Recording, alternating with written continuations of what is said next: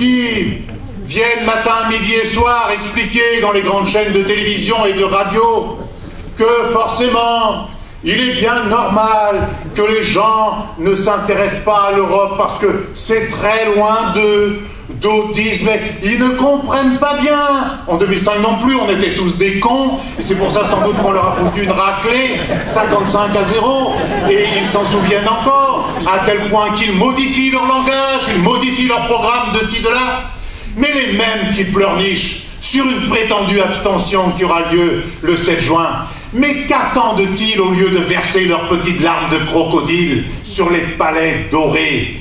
Qu'ils nous organisent des débats contradictoires, qu'ils permettent aux gens de s'informer de manière contradictoire. Mais ils ne le font pas, ils préfèrent dire aux gens, au peuple, ils préfèrent dire au peuple des quartiers populaires, des entreprises, à la jeunesse qui se désespère parce qu'elle ne voit pas d'avenir, aux retraités qui ont aujourd'hui des retraites de plus en plus basses alors qu'ils ont travaillé durement tout au long de la vie, ils préfèrent leur dire, eh bien le 7 juin, restez chez vous, on va s'occuper de cette affaire. Mais qui va s'occuper de cette affaire? Il faut bien être conscient que dans les conseils d'administration des grandes entreprises, vous savez, ces bandes de coquins et de copains qui se répartissent jour après jour les stock options, les dividendes, les parachutes dorés, les bonus de toutes les couleurs, ces gens-là, ils iront voter. À Neuilly, on ira voter. Au MEDEF, on ira voter. Et évidemment, à l'UMP, ce qui se comprend, c'est l'union de la minorité des privilégiés. Ces gens-là, ils iront voter, mais ils iront voter pour donner un blanc-seing aux politiques ultralibérales mises en œuvre par le petit monarque de l'Élysée qui les met en œuvre jour après jour ici. Parce que quand on nous dit que l'Europe est éloignée des gens, mais il faudra y regarder à deux fois. Moi, j'ai beaucoup étudié cette problématique et je me suis dit, mais est-ce qu'ils ont raison finalement? Parce que quelquefois j'ai des doutes aussi dans ma tête. Et donc, j'ai regardé un certain nombre de directives européennes votées ces 2 dernières années. J'en ai découvert une, elle est magnifique si vous saviez. Elle a consisté, ça s'est passé à l'automne 2007, à prendre une directive européenne permettant aux industriels, pour les 100 produits de première nécessité, permettant aux industriels de vous vendre une plaquette de beurre qui fait 250 grammes sur l'étiquette, tout en ne faisant que 245 quand vous la mettez sur la balance, et pour le même prix, s'il vous plaît, et même pour des prix en augmentation grâce au roi euro. Autrement dit, il y a 100 produits comme ça. 100 produits. Même le paquet de Kleenex a été réduit pour faire des économies, pour permettre à l'entreprise qui les fabrique, à l'entreprise papetière qui les fabrique, d'augmenter ses profits. Il n'y a pour l'instant, il ne reste plus qu'un produit de première nécessité à libéraliser, fin 2010 qu'ils ont dit. Les pâtes sèches. Mais c'est nous qui sommes au régime sec en permanence avec ce qu'ils font aujourd'hui.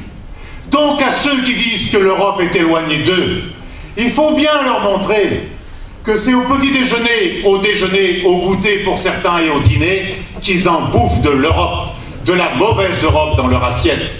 Voilà la réalité d'Europe sociale, sans qu'on touche au Grisby. Et le Grisby, il y en a et il y en a beaucoup.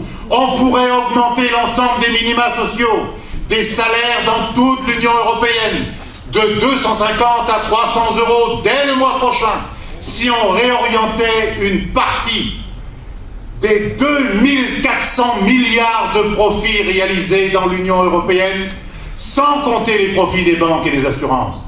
2400 milliards, vous savez, ça représente 16 fois le budget de l'Union européenne.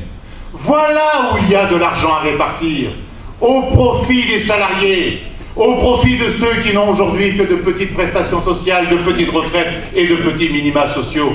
Oui, il faut un salaire minimum dans l'ensemble de l'Union européenne, équivalent à la moyenne de 60% des salaires qui existent. Nous sommes les candidats de l'éradication totale du chômage et de la pauvreté. C'est une honte de continuer à parler de modèle social européen quand il y a 108 millions de personnes dans l'Union européenne qui sont soit privées d'emploi, soit en situation de précarité, soit dans la pauvreté absolue. 108 millions de personnes. Et on vient nous faire des beaux discours sur le modèle social européen? Mais non, un vrai modèle social européen qui pourrait être un modèle pour le monde entier, ce serait un système où on éradique le chômage, où on sécurise les parcours de vie, les parcours professionnels, qu'on fasse une sécurité professionnelle du travail, de l'emploi, combiné avec de la formation et combiné aussi avec un grand pôle public européen de recherche et d'innovation. Nous avons été interpellés à Roissy cet après-midi. Des salariés, 600 salariés en lutte de la plateforme de Roissy, nous ont dit: nous ne vous demandons qu'un acte.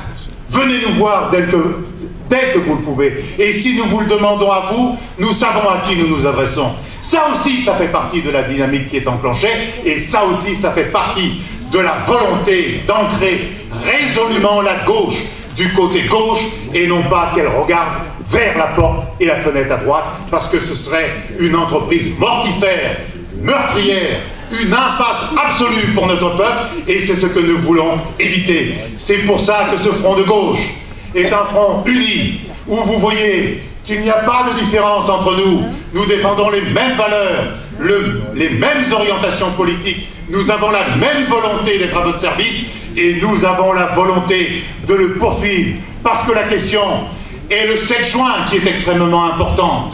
C'est pas 2012, parce qu'en 2012, même un gouvernement socialiste qui recevra les délégations de syndicalistes, il dira à chaque fois: je suis d'accord avec vous, mais je ne peux pas le faire parce que le traité de Lisbonne me l'interdit. Eh bien, nous voulons éviter cette impasse meurtrière. Et c'est pour cela que nous avons fait ce front unitaire. Nous voulons qu'il soit le plus large encore. Il va s'élargir, il va devenir un front citoyen, il peut devenir un grand front populaire, comme ont su le faire nos aînés en 1936, comme ont su le faire nos aînés au lendemain de la Seconde Guerre mondiale avec le Conseil national de la résistance. Et ça a été du bien, du beau, du neuf pour notre peuple, et c'est ce que nous voulons construire absolument. Nous reprenons cette belle phrase du jeune révolutionnaire Saint-Just qui en 1794 disait: le bonheur est une idée neuve en Europe. Eh bien nous sommes de ce côté-là, fidèles à Saint-Just. Nous voulons nous battre jusqu'au bout avec la dernière énergie pour que le bonheur soit une idée neuve en acte dans l'Union européenne. Ce soir, comme tous les soirs, une très belle réunion, un beau meeting où vous avez vu, il y a d'abord le témoignage de tous ces gens qui sont dans des mouvements sociaux, qui sont menacés aujourd'hui dans leur emploi et à qui nous donnons la parole dans nos meetings de telle sorte qu'ils fassent partie de notre front citoyen, de notre front de gauche. Beaucoup d'intensité, des réunions, nous irons visiter les gens sur les marchés, visiter les gens dans les quartiers, avoir des réunions avec les jeunes, continuer à aller dans les entreprises, que nous allons d'ailleurs tenir l'engagement que nous avons pris ce matin à Roissy. Nous irons voir ces 600 travailleurs en grève de la société de transport pour leur apporter officiellement notre soutien, mais aussi examiner avec eux ce qu'on peut faire immédiatement avec les élus régionaux et les élus départementaux.